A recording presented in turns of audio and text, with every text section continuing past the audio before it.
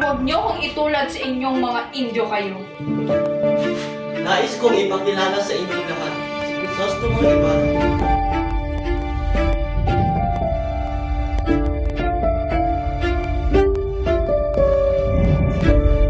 Bulag sa pangalpusta, abusado.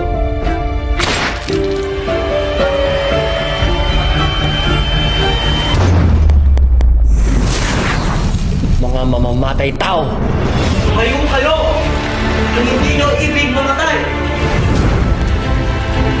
Vamos! Magkanta ikaw!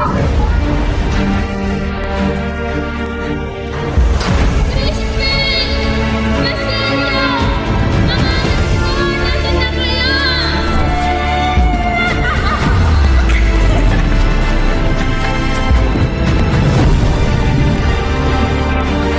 Ang enjoy dapat na mamatay.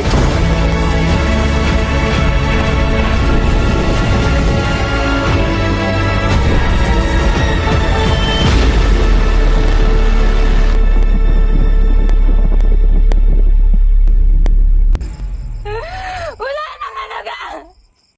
Ang aking...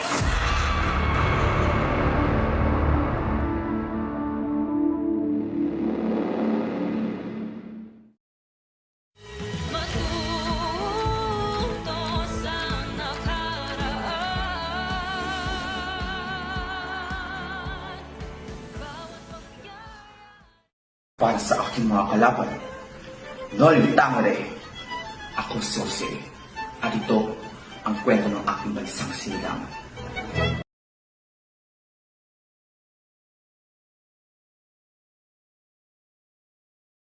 Ginoo, umarito ka. Si Padre Damaso.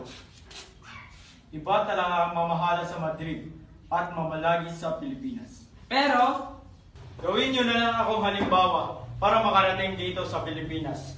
Ay hindi ako gaano marunong magtagalog, pero kinukumpisal ko ang mga babae, kaya napamahal na sa akin iyon. Naniniwala ka ba pabaya talaga ang mga Indyo? kayo'y tumahimik pagkat nasa takanan kayo ng isang Indyo. Mabait si Santiago, kaya huwag kayong mabahala. Pag natikman niyo ang kanyang tinola, magbabago ang isip niyo. Padre Damaso, sa tagal nyo sa Santiago, hindi kayo nasayaan doon. Hindi, dahil walang kalayaan ang mga kora doon. Ano ang ibig niyong sabihin? Ang ibig kong sabihin, kapag pinahugay ng mga kora ang libingan ng mga erehe, at ibinatapon ito kung saan dapat walang makaalam, kahit pa ang hari. Tigil! Bawiin mo ang iyong sinasabi, kung hindi, aabot ito kay Kapitan General. Sulong! Wala akong pakialam! Uminahan kayo, huwag kayong magdadala sa init ng ulo. Alam ko ang nangyari, samantalang si Padre Damaso ay nasa Santiago. Pamanhin po, Tiniente. Espiritu Santo. Amen. Paari na kayong kumain. Ilang taon na kayong nawala sa bansa? Higit kumulang po sa 7 taon. Baka nakalimutan mo na ang bansang Pilipinas. Imposible po iyon. Marahil nga ang Pilipinas na naging sa akin. Sapagkat hindi ko man lang nalaman kung saan at paano namatay ang aking ama. Saan ba kayo nagpunta at hindi kayo nagpahatid kawal? Sa Litsi, magaling ba sila magkastila? Nakilala mo ba siya? Hindi ko na matandaan sapagkat nagtatagalog ako sa ibang bansa. Marunong ka ba mag-Ingles? Yes, naninirahan ako sa Inglaterra at yun ang wika kong ginagamit.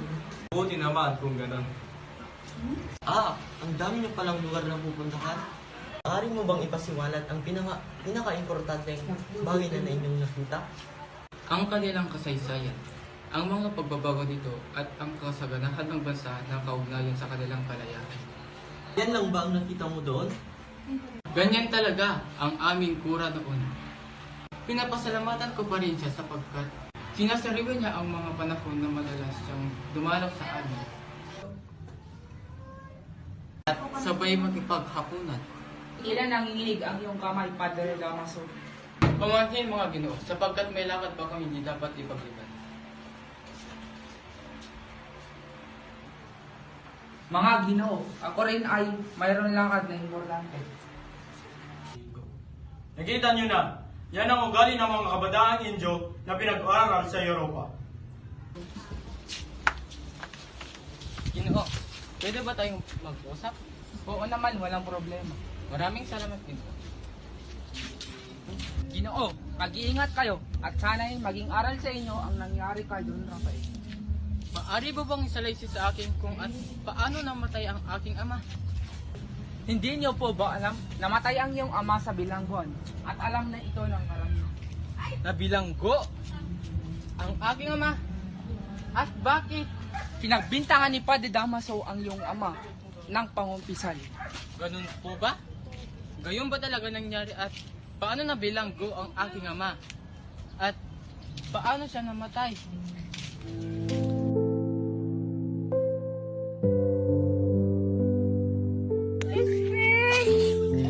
Basilio!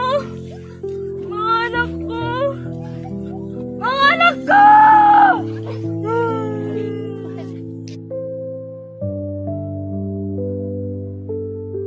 Lolo! Anak! Basilio!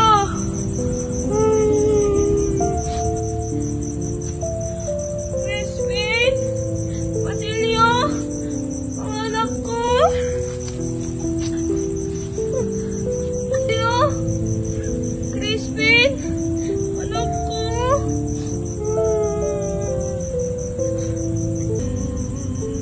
Crispin!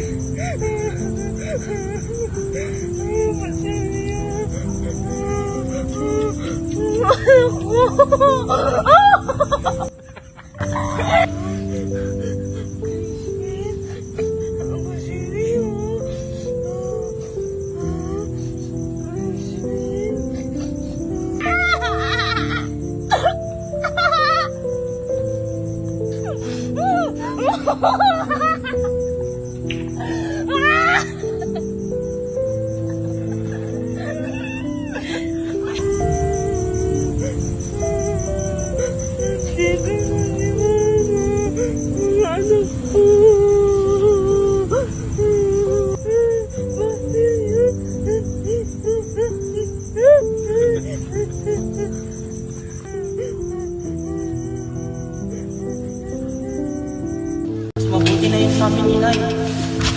Sabi ni Ate Fly, aralin daw kami ni Sinyong Ibarra. Pangarap mo po yun, inay. Pangarap ko ang makapag-aral kami ni Kuya, inay. Pwede ba yun, inay? Papakausap ko muna kay God, Senyor, na pag-aralin kayo. Ay, salamat po, Panginoon.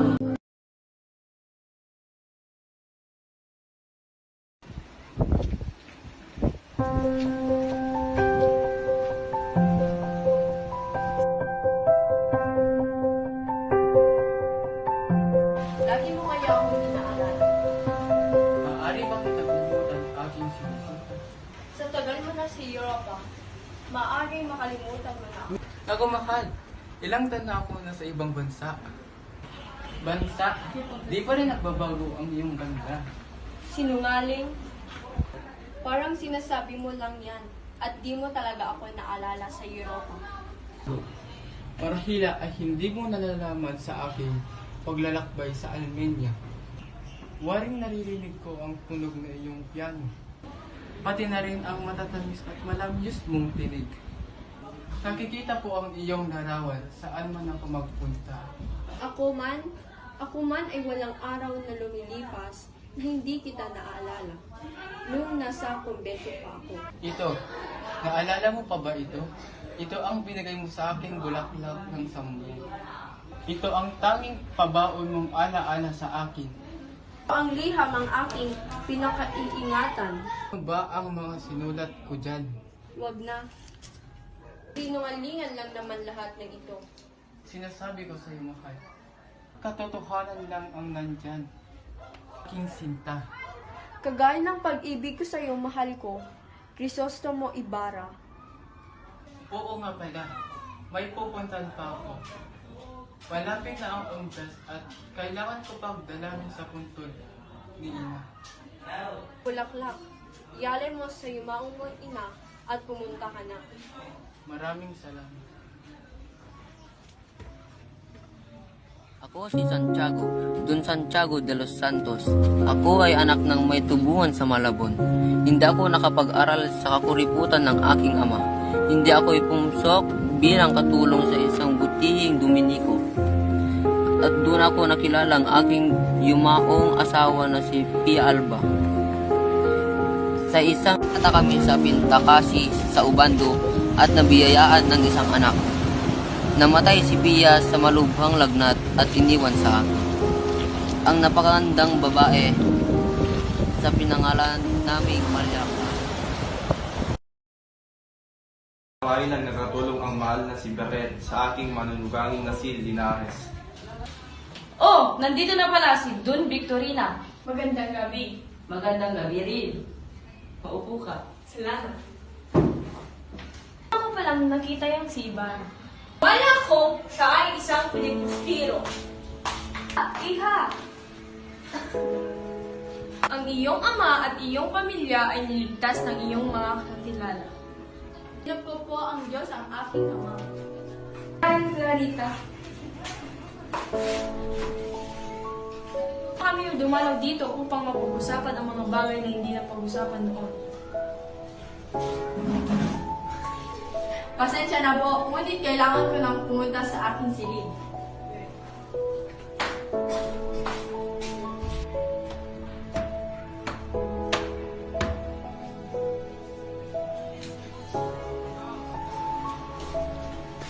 Crisostomo, Ako nga, ang isang taong tinuturing na kaawin ng mutan.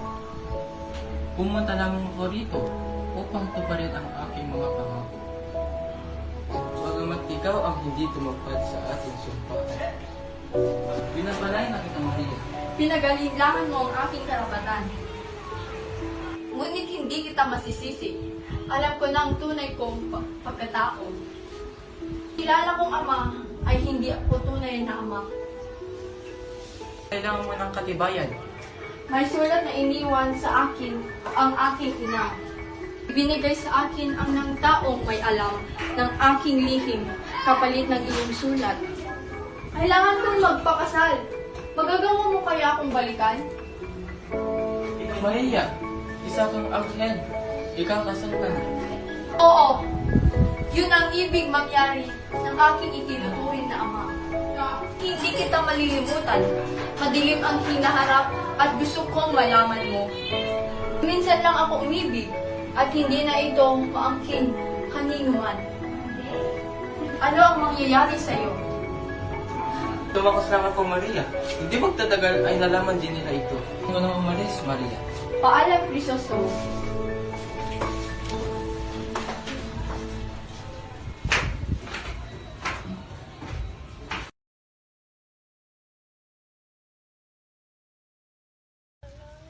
Halika dito, baliw!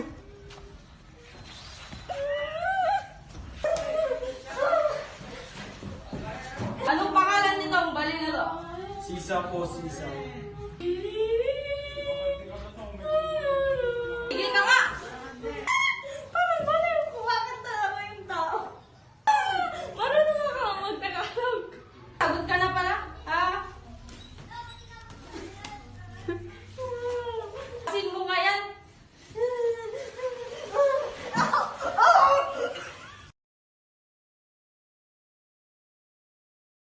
Tabang ka ng iyong mga bagahe. Ihahatid kita sa Mandaluyong at ipapadala natin ang inyong mga pera. Ang magagamit nyo pang ibang bansa. Marami ka nang naitulong. Sumama ka sa akin mga ibang bansa. Mong hindi ako maligaya sa ibang lupain. Bakit niyo ako pinaalis? Ibang bayan maaari kayong magtagumpay. Ipagpatuloy nyo doon ang inyong nais para sa inyong bayan at inyong sarili.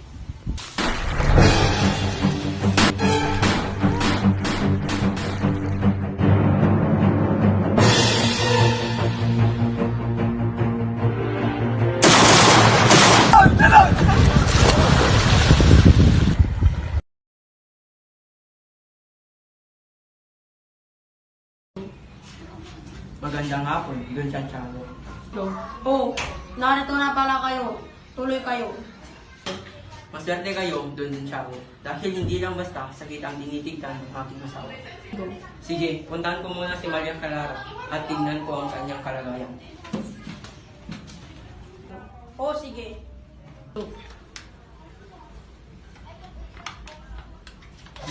May sakit siya, ngunit mapapagaling naman. Sa umaga ay liquin at gatas. Karabe di arte ay isang pidoras di sinaglose. Sige po.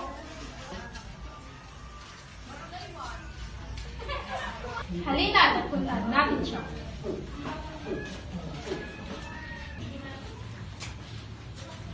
Don Santiago, muna na kami, paumanhin.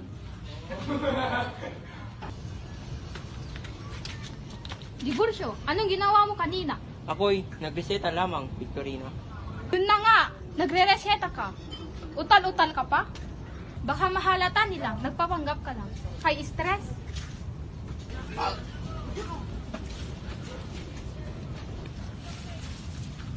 Bakit sila nakatira dito? Ang pangit-pangit na bahay na ito. Magandang umaga, Bini-Bini. Magandang araw din. Walang modo. Divorcio, dapat turuan sila ng opinion. Kagaya ng ginawa ng Kura at Guardia Civil. Pitin mo ang kamay mo at ampasin sila. Paano kung gantihan nila ako? Bahala na! Di naman ako gagantihan.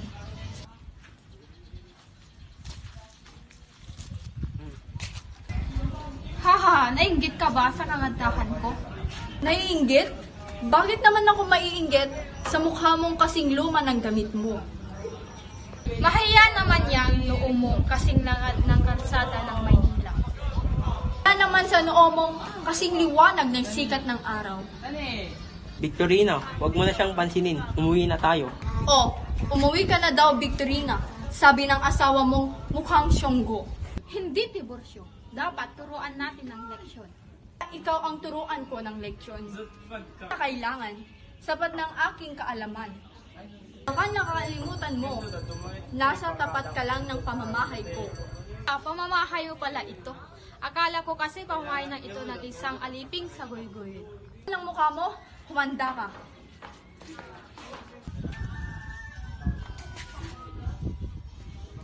Hindi nakakapasok, Alvarez, sa aking pamamahay.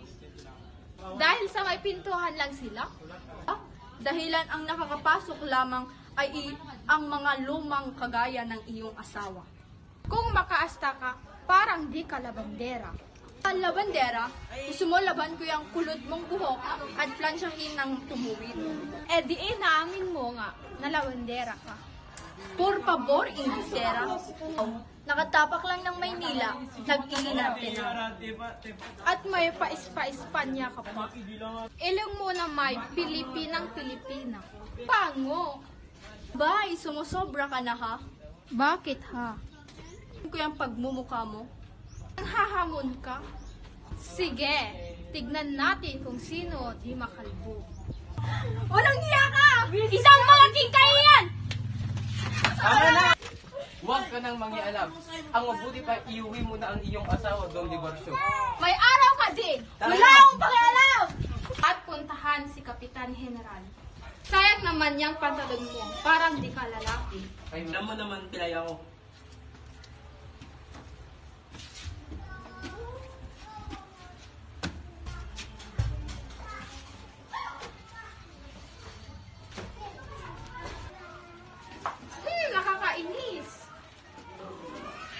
Nakakainis. Nakakainis talaga ang relasyon na yun.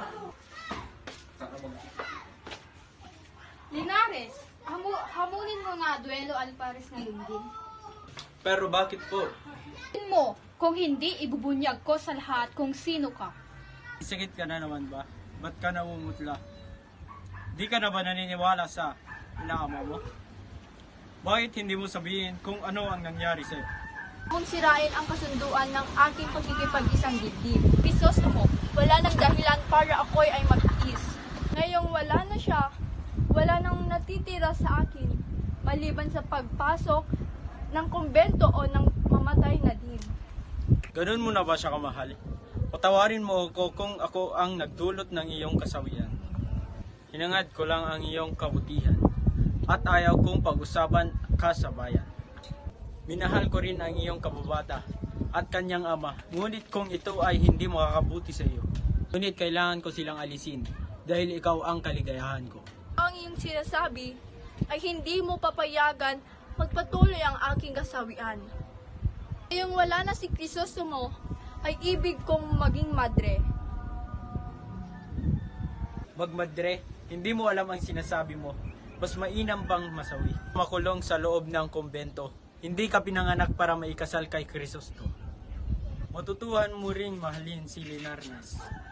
Linares? Ang kumbento o ang kamatayan. Diyos ang mahabagin. Ako ay iyong pinaparusahan. Gawin mo ang ibig mo. Magmadre ka, huwag kang mamatay. Si Sisa ay natuluyan ng nabaliw. Hinanap ni Basilio ang kanyang ina at natagpuan niya itong patay na sa kagubatan. Samantalang si Elias naman ay nakatakas mula sa mga gradiuya silbi. Ngunit siya ay duguan. Natagpo ng landas ng dalawang sawi, hiniling ni Elias kay Basilio na sunugin ang kanilang bangkay, kasama ang bangkay ng kanilang ina. Kapalit nito ay ang pagsasabi ni Elias kay Basilio kung saan nakatago ang kanyang mga salapi. At pinayuhan niya itong mag-aral. Tuluyang pumasok sa kumbento si Maria Clara na nasawing pag-ibig kay Crisostomo Ibarra. Samantalang ang tunay nitong ama, matapos itong makatanggap ng utos ng kura sa malayong lalawigan. Si Padre Salvi naman ay nanunungkulan sa kumbento ng San Clara at naghihintay ng maging obispo. Ilang linggo pa lamang nang nagmukha si Maria Clara, napabayaan nito ang sarili at ang kabuhayan. Ang dating marangyan at masayang tahanan ay nawala at wala nang nakaalala. At tila isa ng naglahong kwento, umanaw na si Linares buhat ng kasamang pagkikitungo ni